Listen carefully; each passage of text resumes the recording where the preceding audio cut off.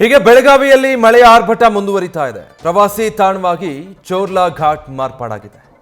ಬೆಳಗಾವಿ ಗೋವಾ ಮಧ್ಯದಲ್ಲಿರುವಂತಹ ಈ ಚೋರ್ಲಾ ಘಾಟ್ ಪ್ರವಾಸಿಗರ ಸ್ವರ್ಗವಾಗಿದೆ. ಚೋರ್ಲಾ ಘಾಟ್ ಪ್ರದೇಶ ನಿಸರ್ಗದ ಮಡಿಲಲ್ಲಿ ಪ್ರವಾಸಿಗರು ಸಖತ್ ಎಂಜಾಯ್ ಮಾಡ್ತಾ ಇದ್ದಾರೆ. ಯುವಕರು ಯುವತಿಯರು ಕುಟುಂಬ ಸಮೇತರಾಗಿ ಬಂದು ಪ್ರವಾಸಿಗರೆಲ್ಲರೂ ಕೂಡ ಇಲ್ಲಿನ ವಾತಾವರಣವನ್ನ ಎಂಜಾಯ್ ಮಾಡ್ತಿದ್ದಾರೆ. ಸೂಜಿಗಲ್ಲಿನಂತೆ ತನ್ನತ್ತ ಪ್ರವಾಸಿಗರನ್ನ ಘಾಟ್ ಸೆಳೀತಾ ಇದೆ.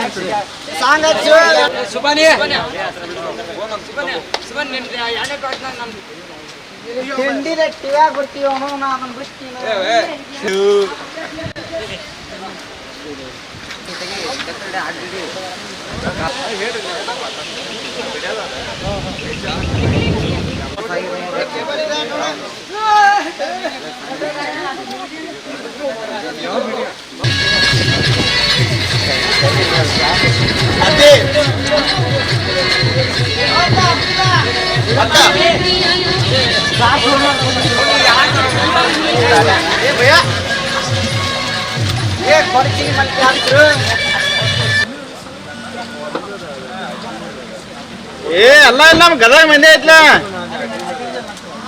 ಮೈಲಾರೇ ಆ ಛತ್ರಿ ತಗೊಂಬ. ಈ ಬಗ್ಗೆ ನಮ್ಮ ಪ್ರತಿನಿಧಿ ಶ್ರೀಕಾಂತ್ ಗ್ರೌಂಡ್ ರಿಪೋರ್ಟ್ ಕೊಟ್ಟಿದ್ದಾರೆ, ನೋಡೋಣ. ಬೆಳಗಾವಿ ಜಿಲ್ಲೆಯ ಪಶ್ಚಿಮ ಘಟ್ಟ ಪ್ರದೇಶದಲ್ಲಿ ಈಗ ವ್ಯಾಪಕವಾಗಿ ಮಳೆ ಬೀಳ್ತಾ ಇರೋದ್ರಿಂದ ಸಹಜವಾಗಿ ಪ್ರಕೃತಿ ಸೌಂದರ್ಯ ಈಗ ನೋಡುಗರನ್ನ ಕಣ್ಮನ ಸೆಳೀತಾ ಇರುವಂಥದ್ದು.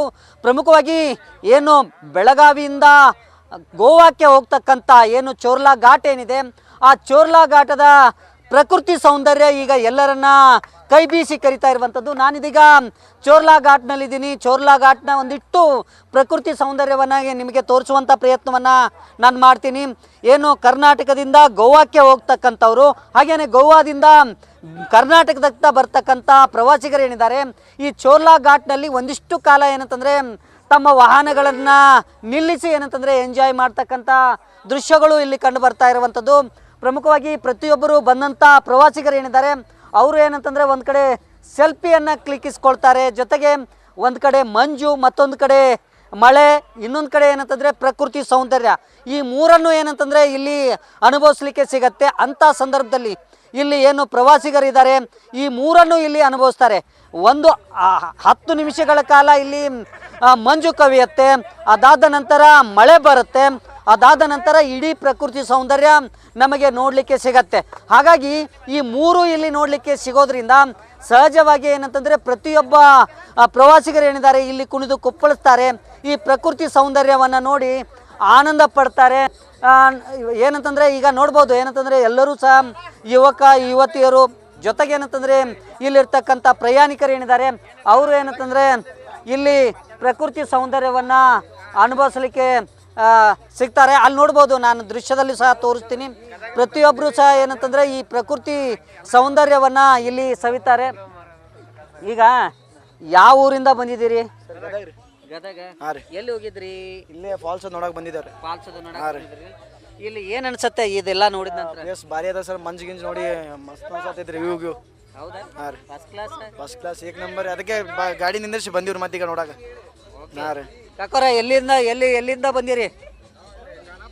ಖಾನಾಪುರ. ಪ್ರತಿ ಬಾರಿ ಇಲ್ಲೆಲ್ಲ ಚೋರ್ಲಾ ಘಾಟ್ ನೋಡ್ತೀರಿ, ಏನ್ ಅನ್ಸತ್ತೆ ಇದನ್ನ? ಏನಿದೆ ಫಸ್ಟ್ ಬಂದವ್ರಿ ನಾವು. ಹೌದಾ? ಹಂಗ ಸುಮ್ಮನೆ ನೋಡ್ಬೇಕು. ಏನ್ ಅನ್ಸತ್ರಿ ಇದನ್ನೆಲ್ಲ? ಎಲ್ಲ ಇದನ್ನ ನೋಡ ಅಂತ ಒಂದ್ ಸ್ವಲ್ಪ ಇದನ್ನ ಅನ್ಸತ್ರಿ. ಹೌದಲ್ಲ?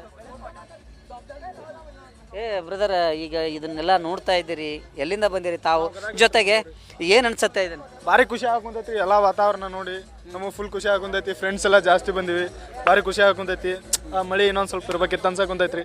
ಭಾರಿ ಖುಷಿ ಆಗುಂತೈತ್ರಿ. ನಮ್ಗೆ ನೋಡ್ಬೋದು ಏನಂತಂದರೆ ಸೆಲ್ಫಿಗಳನ್ನು ಕ್ಲಿಕ್ಕಿಸ್ಕೊಳ್ಳುವಂಥದ್ದು, ಜೊತೆಗೆ ಈ ಪ್ರಕೃತಿ ಸೌಂದರ್ಯ ಒಂದು ರೀತಿ ಭಾಳಷ್ಟು ನಮಗೆ ಅಪರೂಪ. ಅಂದರೆ ಒಂದು ಕಡೆ ಮಂಜು ಸಿಗತ್ತೆ, ಮತ್ತೊಂದು ಕಡೆ ಏನಂತಂದರೆ ಮಳೆ ಬರುತ್ತೆ, ಇನ್ನೊಂದು ಕಡೆ ಏನಂತಂದರೆ ಪ್ರಕೃತಿ ಸೌಂದರ್ಯ, ಇವೆಲ್ಲವೂ ಸಹ ಇಲ್ಲಿ ನೋಡಲಿಕ್ಕೆ ಸಿಗೋದ್ರಿಂದ ಸಹಜವಾಗಿ ಒಂದಿಷ್ಟು ಕಾಲ ಇಲ್ಲಿ ಕಳೆದು ಪ್ರವಾಸಿಗರು ಏನಂತಂದರೆ ಸಂತೋಷ ಪಡ್ತಾರೆ.